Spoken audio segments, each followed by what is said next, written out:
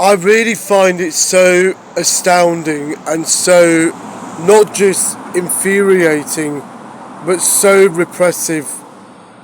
The way that we are treating disabled people in our society, and in particular those who have got mental health conditions. The reality is there is no such thing as an overdiagnosis. We are not generalizing or medicalizing the ins and outs or the ups and downs of everyday life. The reality is people are becoming more aware, and especially it started off with mostly the latter millennials, Gen Z and Gen Alpha, and I will say massive credit to Gen Z because I'm technically an old school millennial. These people are trying to look after themselves, and what has happened over the last few weeks is all this propaganda, and it's actually feeding into hatred of disabled people, such as, for example, Pit Cast ADHD, which is simply not true. The reality is, now we're hearing people saying that, we shouldn't have wealth taxes. Okay, but let me just say this. I've just been up, not just Roundhay Road, but Hare Hills Road. And some people are just going to say, oh, it's an ethnic minority area. Some people will denigrate it and call it a ghetto. A year ago, there was riots. And it wasn't just about a group of children being taken away from their parents. It was about the inefficiencies, the inequalities, the imbalances and the injustices that people are facing.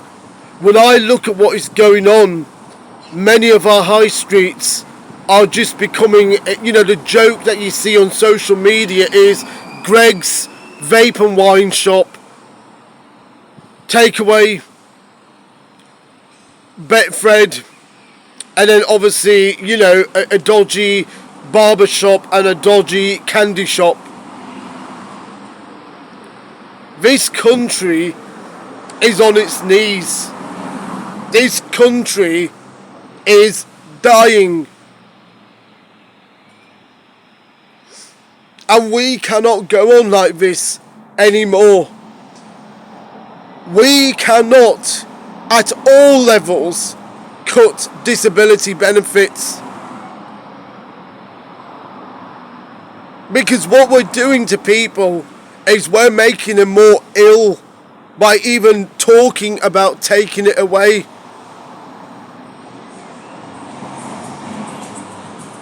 Whilst we have, and I know people are going to say he's a Liverpool fan, but let me just say this, I'm just talking out of neutrality now.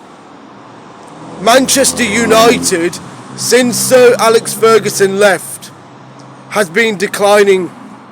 And when I think about wealth tax, straight away, Sir Jim Ratcliffe. He has squandered billions of pounds on Manchester United, and even has the brass neck to ask His Majesty's taxpayer to fund a new stadium. And this is the same man who has also shut down an oil refinery, the UK's largest oil refinery, Grangemouth, 3 months ago. So he has taken away 500 jobs, and it's people like him who now want disability benefits to be cut, whilst he squanders money on a football team. And I'll just say this as somebody who lived in Liverpool once, that's not only just a trillion miles away behind Liverpool FC, who are obviously ended off the season as champions, but is behind Everton. Manchester United FC are behind Everton FC. They are behind West Ham. United. They're behind Fulham FC, who did beat Liverpool at one point. They're behind Nottingham Forest, who also humiliated Liverpool FC at Anfield.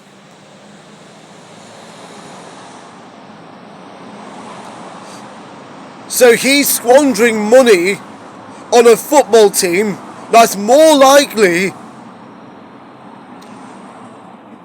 to be an EFL team. Yeah. And here in Leeds, now obviously, I'm not going to denigrate anyone, but Leeds has been promoted to the Premier League. And yet, do we have the infrastructure of a Premier League city? Sadly, we don't. Even though this football team here has been promoted to the Premier League.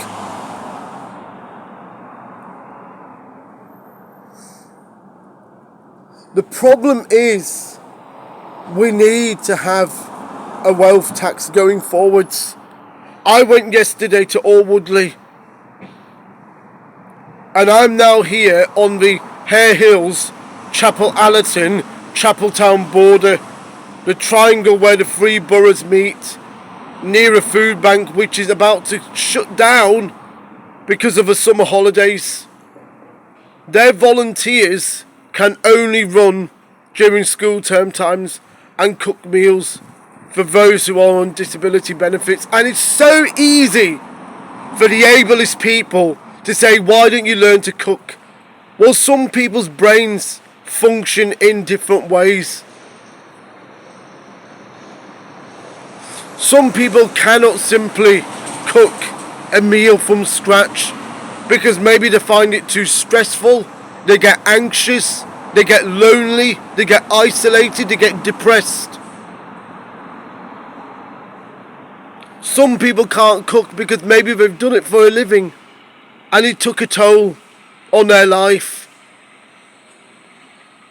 Some people cannot cook because they might have eyesight difficulties, hearing difficulties. Maybe they are likely to faint, have fits, seizures, blackouts. And we're proposing to take away their disability benefits and let the rich and those who are the arse lickers, bootlickers, and dare I say cocksuckers of the multi-billionaires, the billionaires, the multi-millionaires and the millionaires, and yet at the very same time saying that people on PIP should have it withdrawn, people who are claiming universal credit sickness benefits should have it cut. Do you know what you're doing to these people? You're not helping them to go into employment. You're hurting them. You're playing around with their emotions. You're playing around with their life. You're making them go without showers, go without food, go without beverages. Go, in some cases, if they're living in a property with a prepayment meter, go without gas and water and electricity. How's that going to get them back to work? And so many of our employers do not want people with disabilities, especially those with invisible disabilities. But even those with visible disabilities were saying that they cannot afford to lose PIP, even though they're most likely to maybe keep it.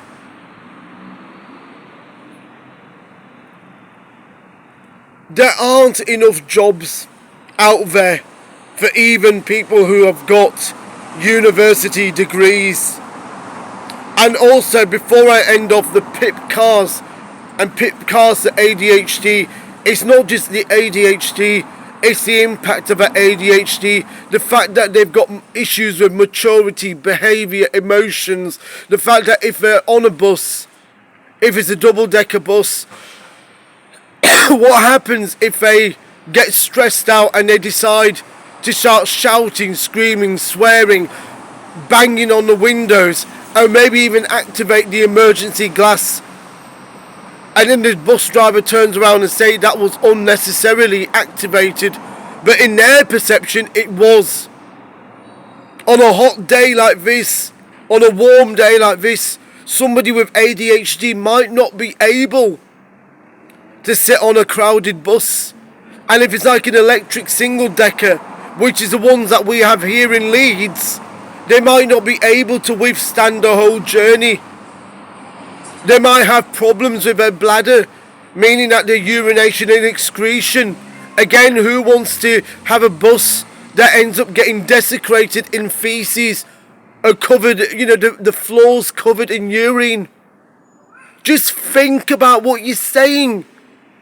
This ableism and the ableist society that we live in, the ableist infrastructure, the ableist housing, ableist education, ableist employment, ableist healthcare systems, ableist banking and financial services system that we're living under. That's what's driving people onto sickness benefits in the first place. And disabled people cannot adapt to a non-disabled environment. It has to be the other way, and it must be the other way round. The employers have to adapt to disability. If somebody here, let's say for example, somebody in Chapeltown with bipolar disorder wants to be an air hostess, the Leeds Bradford Airport has to pay for their taxis. They can't just take bus after bus after bus to the airport. This has got to stop. The time for a wealth tax is now. Thank you.